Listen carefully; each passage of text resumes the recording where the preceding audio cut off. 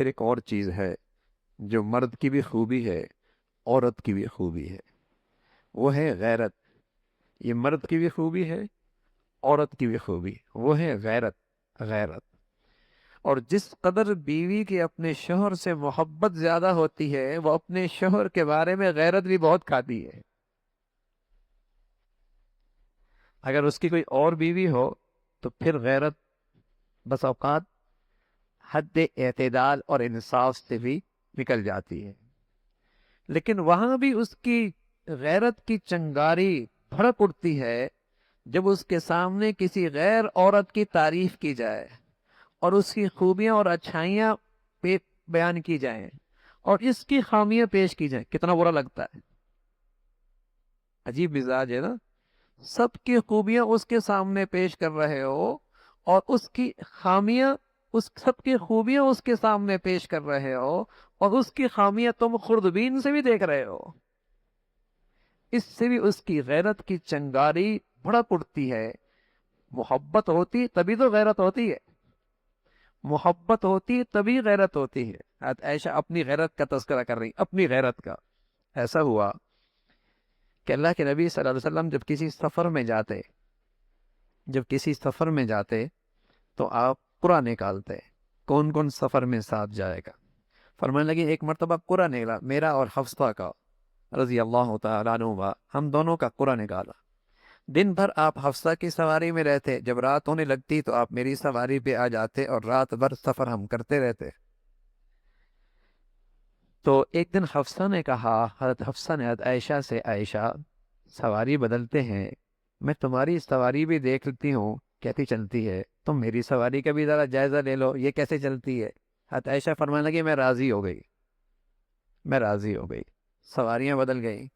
اللہ کے نبی رات کو عائشہ کی سواری کی طرف آئے اور ادھر تو میں تھی، سلام کیا، میں نے جواب دیا، آپ ساتھ بیٹھ گئے۔ پھر جب پڑاؤ ڈالا ایک جگہ پر، میرا حال تو بہت خراب تھا اندر سے۔ حضرت عائشہ فرمانے لگی جب پڑاؤ ڈالا تو جنگل کے ایک حصے میں گئی اور اپنا پاؤں جھاڑیوں میں ڈال دیا اور یوں کہا، اے اللہ، اے اللہ، میں تیرے رسول سے تو کچھ نہیں کہہ سکتی، شکایت بھی نہیں کر سکتی، لیکن کوئی سانپ بھیج دے، کوئی بچھو بھیج دے جو مجھے ڈس لے، کوئی سانپ بچھو بھیج دے جو مجھے ڈس لے، مجھ سے برداشت نہیں ہو رہا۔ تو عائشہ فرمانے لگی کہ یہ غیرت جب شوہر سے محبت ہوتی ہے تو یہ اس کا لازمہ ہے، اور جتنی محبت زیادہ ہوتی ہے اتنی غیرت زیادہ ہوتی ہے۔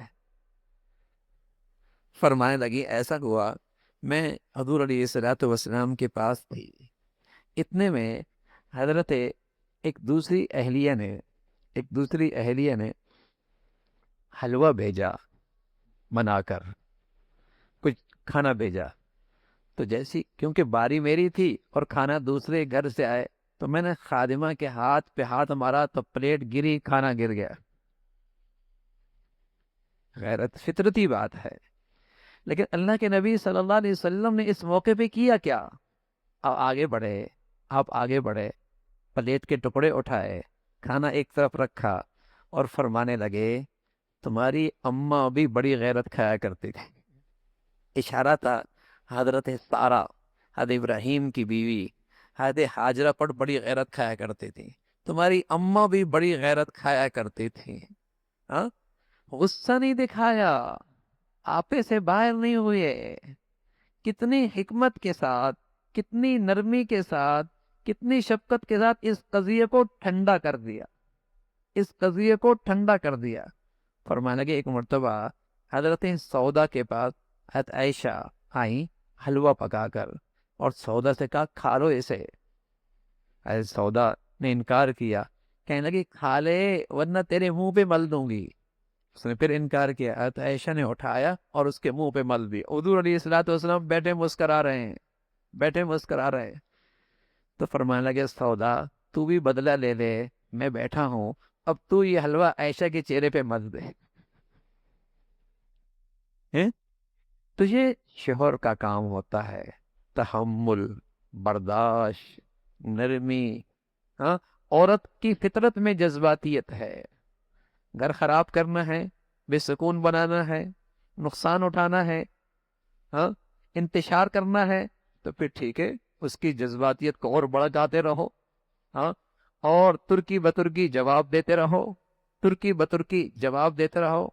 और जब पता ही है कि उसके अंदर ये कमजोरी है जो उसकी फितरत में है, इसको खूबियों के तौर पे ले लो, इसको अच्छाइयों के तौर पे ले लो, तो घर का माहौल अच्छा रहेगा, घर का माहौल साजगार रहेगा।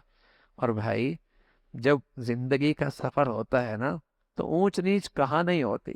ये तो हुजूर की घर की जिंदगी अल्लाह के नबी खुद बता रहे हैं, कहाँ नहीं होता, कहाँ नहीं होता। हाँ, जब किचन में दो बर्तन है तो आवाज तो आ जाया करती है ना, आवाज तो आ जाया करती है। लेकिन ठंडे मिजाज के साथ और मामला जल्दी ठंडा कर देना, और मामले और कजिए को जल्दी खत्म कर देना, ये खुशगवार अजवाजी जिंदगी के लिए बहुत जरूरी है। खुशगवार अजवाजी जिंदगी के लिए जरूरी है। अगर थोड़ा सा दूर रखा और फासला आने लगा, तो आहिस्ता आहिस्ता ये जिंदगी की गिरहें बन जाती हैं, ये फासले की गिरहें बढ़ती जाती हैं, गलतफहमियां बढ़ती चली जाती हैं, गलतफहमियां बढ़ती चली जाती हैं, और नतीजा घर के टूटने तक पहुंचता है, और औलादें फिर बेसहारा हो जाती हैं, सरपरस्तों से और अपने मुरब्बियों से महरूम हो जाती हैं। तो अल्लाह रब्बुल इज़्ज़त हमें अज़वाजी ज़िंदगी के सिलसिले में अपनी नबी की ज़िंदगी और अपनी नबी की तालीमात पर अमल करना हम सब के लिए आसान फरमा दे।